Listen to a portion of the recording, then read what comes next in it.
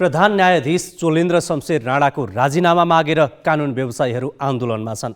सर्वोच्चका न्यायाधीशहरूले एक सातासम्म इजलास बहिष्कार गरे। उनीहरूले अझै बन्दी प्रत्यक्षीकरण बाहेकका मुद्दा हेर्न मानेका छैनन्। त्यसैले सत्ता गठबन्धनको आज बसेको बैठकलाई चासो साथ हेरिएको थियो। यो बीचमा एमसीसी सम्झौता अनुमोदनका विषयमा प्रधानमन्त्री शेरबहादुर देउवा र माओवादी केन्द्रका अध्यक्ष पुष्पकमल दाहालका परस्पर विरोधी अभिव्यक्ति आए। तर प्रधानमन्त्री निवास बालुवाटारमा बसेको बैठकले कुनै विषयमा पनि ठोस निर्णय गरेन। न्यायालयभित्रको विवाददेखि एमसीसी प्रकरणसम्मका विषयमा सरकारसँग समन्वय गरेर टुङ्गोमा पुग्ने भन्दै 11 सदस्यीय समिति गठन गरी गठबन्धनको 2 घण्टा लामो बैठक सम्पन्न भएको छ। निकट भविष्यमा सम्पन्न हुने राष्ट्रिय सभाको निर्वाचन, उपनिर्वाचनहरूमा 5 दलीय गठबन्धनको संयुक्त रूपमा त्यो निर्वाचनलाई संयुक्त रूपमा हामीले तयारी गर्ने निर्णयका साथ 5 दलीय गठबन्धनको एउटा 5 दलीय गठबन्धन समन्वय समितिको निर्माण भएको छ र त्यो समन्वय समितिमा नेपाली काङ्ग्रेसको तर्फबाट 2 जना रामचन्द्र पौडेल, कृष्णप्रसाद सिटौला र त्यस्तै गरेर माओवादी केन्द्रको तर्फबाट माओवादीका अध्यक्ष पुष्पकमल दाहाल प्रचण्ड, नारायण काजी श्रेष्ठ, माधव नेपालको पार्टीबाट माधव नेपाल र 1 जना उहाँले नाम दिनु बाँकी छ।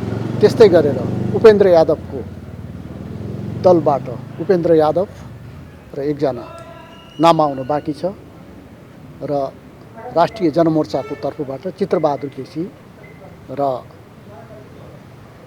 माननीय दुर्गा पौडेलको एउटा संयोजन समिति गठन भएको छ र त्यो समितिमा सरकारको तर्फबाट मन्त्रीको हैसियतले मैले त्यसमा सहभागिता जनाउने छु र यो समितिका मिटिङहरूमा प्रधानमन्त्रीजीको उपस्थिति रहनेछ र यो मिटिङले मुलुकलाई जुन उद्देश्यका निमित्त यो गठबन्धनको निर्माण भएको थियो त्यो उद्देश्यलाई प्रभावकारी र व्यवस्थित रूपले अगाडि बढाउनका निमित्त यो गठबन्धन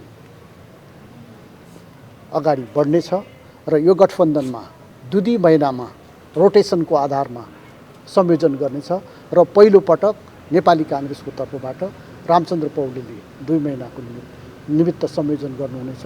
यसै हिसाबले यसको संयोजन हुनेछ र यसको मूल उद्देश्य संविधानको रक्षा, लोकतन्त्रको रक्षा र जनताको जुन अपेक्षा छ त्यो अपेक्षा अनुसार सरकारलाई सहयोग गर्ने यो गठबन्धनको उद्देश्य रहेको छ। धन्यवाद। सर्वोच्च अदालतमा विवाद कायम रहिरहँदा गठबन्धनको तर्फबाट केही धारणा आउनुपर्छ भनेर भने त्यो विषय छलफल भयो कि भएन? आज हामीले मूल रूपले अहिले विकसित राजनीतिक घटनाक्रमको बारेमा हामीले छलफल गऱ्यौँ र अहिले गठबन्धनको निर्माणकै बारेमा आज त्यही विषयमा मात्रै छलफल भएको कुरा म यहाँहरूलाई अवगत गराउन चाहन्छु। यो समिति विगतका उच्च स्तरीय राजनीतिक समिति जस्तै हो? यो समिति समन्वय समिति हो। यसको नामबाटै तपाईँले थाहा पाउनुहुन्छ, यो समन्वय समिति हो। सरकार सञ्चालनमा यसो सहयोग गर्छ।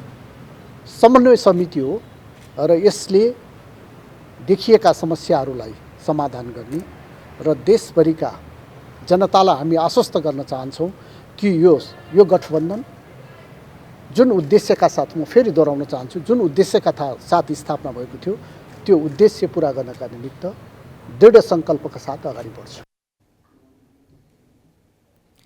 प्रधान न्यायाधीश चोलेन्द्र शमशेर राणामाथि राजीनामाका लागि दबाव बढ्दै जाँदा उनले अदालतभित्रै न्यायाधीशहरूको बीचमा फाटो ल्याउने प्रयास गरेका छन्।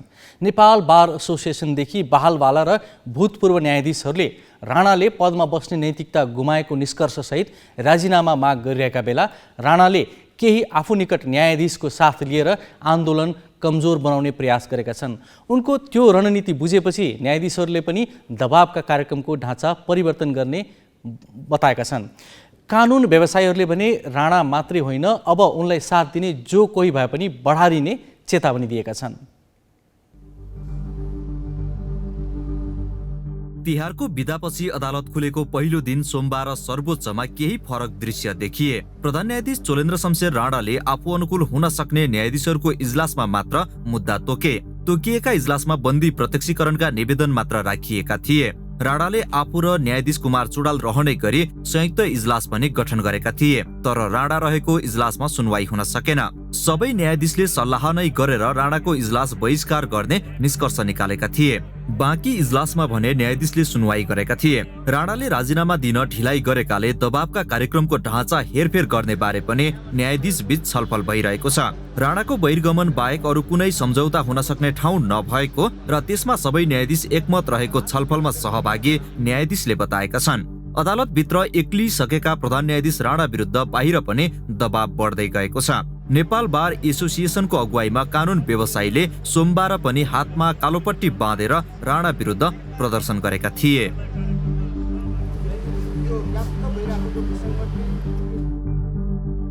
उहाँले यदि विश्वास लिएर आफ्ना सहकर्मीहरूलाई विश्वासमा लिएर इजलास समेत चलाउन सक्नुहुन्न भने अनि के का कारणले उहाँ चाहिँ प्रधान न्यायाधीश भइरहने? उहाँको चाहिँ के छ नेतृत्व असफल भइसकेको छ, उहाँ असफल भइसक्नु भएको छ। नेपालको इतिहासमा उहाँभन्दा असक्षम, उहाँभन्दा भ्रष्ट, उहाँभन्दा चाहिँ के छ अयोग्य प्रधान न्यायाधीश कुनै पनि भएन, जसले गर्दाखेरि आज उहाँकै सहकर्मीहरू आज उहाँको विरुद्ध उभिनु परेको छ। अब राणालाई साथ र संरक्षण कसैले दिन्छ भने तिनलाई समेत बढार्ने गरी आन्दोलन गर्ने बारले चेतावनी दिएको छ। राजनीतिक नेतृत्वले राणालाई बचाउन खोजे उनीहरूकै विरुद्ध आन्दोलन केन्द्रित गर्ने बार पदाधिकारीहरूले बताएका छन्।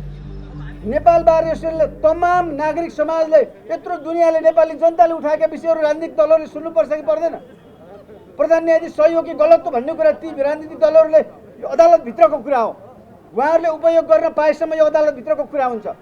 जब उपयोग गर्न पाउनुहुन्न त्यति बेला उहाँहरू जाग्नु होला। तर हामी चुनौती दिन चाहन्छौँ तपाईहरूले न्यायपालिकाको स्वतन्त्रताको निम्ति, लोकतन्त्रको रक्षाको निम्ति र वास्तवमा जनताको न्यायपालिकाप्रतिको जनताको आस्था कायम राख्नको निम्ति तपाईँहरूले कुनै पहल गर्नु भएन, तपाईँहरूले कुनै भूमिका खेल्नु भएन भने त्यति बेला हाम्रो आन्दोलन राजनीतिक दलहरूप्रति सोचिन सक्छ। त्यति बेला को कहाँ हुन्छ हामीलाई थाहा छैन।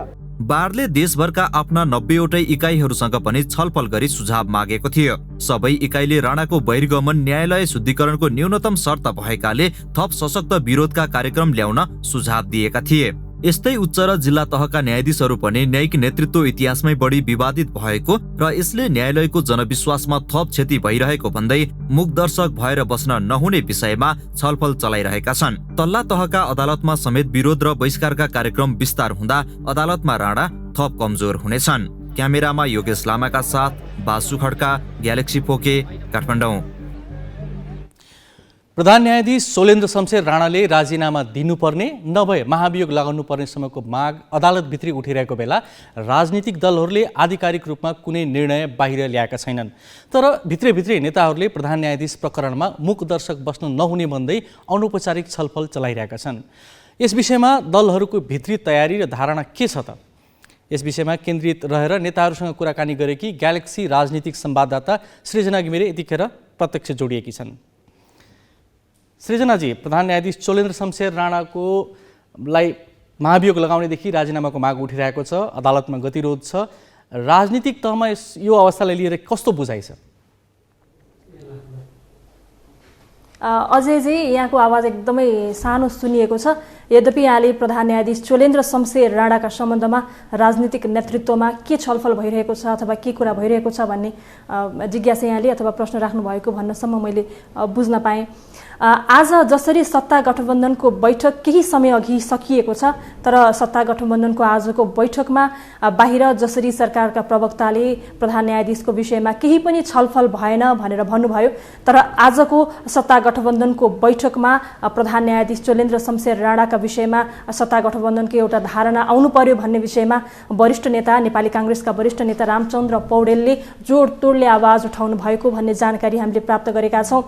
जुन कुराको अबको दिनमा चाहिँ कसरी समाधान गर्ने र सत्ता गठबन्धनले अब एउटै स्वरमा एउटै निचोड अथवा निष्कर्ष निकाल्नुपर्छ, ढिलो भइसक्यो, अब यो विषयलाई धेरै गिजोल्नु हुँदैन भन्ने सम्बन्धमा आजको सत्ता गठबन्धनको बैठकभित्र छलफल भएको थियो। यद्यपि दलहरूले अथवा भनौँ गठबन्धनभित्रका नेताहरूले यो विषयमा खासै छलफल नभएको र शीर्षस्थ नेतृत्वहरूलाई यसको जिम्मा दिएको भनेर हामीलाई जानकारी दिएका छन्। यद्यपि आजको बैठकले समन्वय समिति गठन गरेको छ, जुन समन्वय समितिले यस विषयमा छलफल गर्ने र केही निचोड निकाल्ने भनेर उहाँहरूले भने तापनि शीर्षस्थ नेतृत्वहरूले जबसम्म प्रधान न्यायाधीश राणाका सम्बन्धमा यो गर्ने अथवा त्यो सुझाव दिने भनेर उहाँहरू निष्कर्ष दिन सक्नुहुन्न, तबसम्म यो समन्वय समितिले पनि खासै केही गर्न सक्ने अहिलेको अवस्थामा देखिन्न। सृजनाजी, प्रमुख प्रतिपक्षी दल नेकपा एमाले खुलेआम राणाको बचाउमा देखिन्छ। यसमा चाहिँ एमालेका नेताहरू चाहिँ के भन्नुहुन्छ? पक्कै पनि यहाँले भने जस्तै आज मात्रै नेकपा एमालेका अध्यक्ष केपी शर्मा ओली विराटनगर पुगेर पनि प्रधान न्यायाधीश राणाले मात्र होइन, आफूलाई प्रधानमन्त्रीबाट हटाउन परमादेश जारी गर्ने अन्य न्यायाधीशहरूले पनि राजीनामा दिनुपर्छ, यो विषय राणाको एकल विषय मात्र होइन भनेर भनिरहनु भएको छ। यसअघिका सार्वजनिक फोरमहरूमा पनि उहाँले यो विषय भन्दै आउनुभएको थियो। प्रतिपक्षी दलका अन्य नेताहरूले पनि प्रधान न्यायाधीश एकलाई देखाएर अन्य न्यायाधीशहरूले गरेका त्रुटि र न्यायालयभित्रको विवाद जुन सतहमा अथवा तहमा अहिले उत्कर्षमा पुगिरहेको छ यो समाधान हुँदैन र न्यायालयभित्रको विकृति अन्त्य हुँदैन भनेर भनिरहँदाखेरि आज दिउँसो मात्र म आफै पनि प्रमुख प्रतिपक्षी नेकपा एमालेका केही शीर्षस्थ नेताहरूसँग अनौपचारिक छलफलमा थिए। उहाँहरूले आफूहरू महाअभियोगको पक्षमा नरहेको तर अब न्यायालयको विवादलाई धेरै तानिरहनु पनि राम्रो नहुने र सकेसम्म प्रधान न्यायाधीश राणाले आफैले आफूमाथि नैतिक प्रश्न उठिसकेपछि राजीनामा दिए हुन्थ्यो भन्ने खालको आशय हामीसँग व्यक्त गर्नुभएको थियो। यद्यपि अब सत्ता गठबन्धनले नै यो विषयमा नबोलिरहेको अवस्थामा उहाँहरूलाई त एउटा सेफ साइड भइरहेको अवस्था छ। सत्ताले नै प्रधान न्यायाधीश राणालाई बचाइरहेको अवस्थामा प्रतिपक्षले के बोल्ने भन्ने ढाडस उहाँहरूले पाइरहनु भएको अवस्था छ। तर यति भनिरहँदा अजयजी म यहाँलाई भनौँ, माओवादी केन्द्रभित्र चाहिँ भने अब प्रधान न्यायाधीश राणाले हट्नुपर्छ भन्ने चर्को रूपमा आवाज उठिरहेको जानकारी हामीले प्राप्त गरेका छौँ। त्यही अनुसार माओवादी निकट कानुन व्यवसायीहरू भने राणाको राजीनामाको विषयलाई झनै धेरै जोडतोडले उठाइरहनु भएको र अध्यक्ष प्रचण्डले गठबन्धनभित्र पनि फरक फरक किसिमको बुझाइ छ, नेताहरूको सार्वजनिक भनाइ आइरहेको छैन, तर के उहाँहरू पनि बचाउमा लाग्नु भएको हो, राणाको बचाउमा? यहाँले भने जस्तै उहाँहरू प्रधान न्यायाधीश राणाको बचाउमा ठ्याक्कै लागेको भनेर अर्थ अहिले लगाइहाल्न सक्ने अवस्था पनि छैन। तर आफूलाई प्रधानमन्त्रीमा नियुक्त गर्ने अथवा भनौँ तत्कालीन विपक्षी गठबन्धन जुन अहिले सत्ता गठबन्धनमा रूपान्तरण भएको छ उनीहरूको पक्षमा परमादेश जारी गर्ने, उनीहरूको पक्षमा फैसला गर्ने प्रधान न्यायाधीश राणालाई महाअभियोग लगाउने पक्षमा भने सत्ता गठबन्धन देखिँदैन। तर राजनीतिक तहमा भन्दा पनि नागरिक तहमा। धन्यवाद सृजनाजी। अदालत अशान्त छ, सेवा प्रभावित भएको छ, न्यायाधीशहरू सकसपूर्ण अवस्थामा छन्। यस्तो बेला राजनीतिक नेतृत्वले निजी नाफा नोक्सानको हिसाब किताब गरेर बस्ने कि उचित निकासका लागि पहल गर्ने?